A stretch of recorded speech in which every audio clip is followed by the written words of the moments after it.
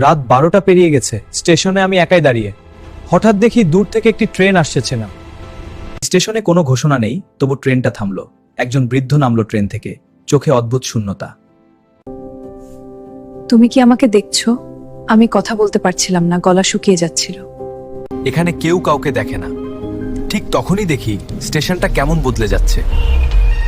ঘড়ির কাঁটা উল্টো দিকে ঘুরছে, চারদিকে কুয়াশা। আমি দৌড়াতে চাই, কিন্তু পা নড়ছে না। তুমিও আমাদের একজন। হঠাৎ ট্রেনের দরজা নিজে থেকেই খুলে গেল।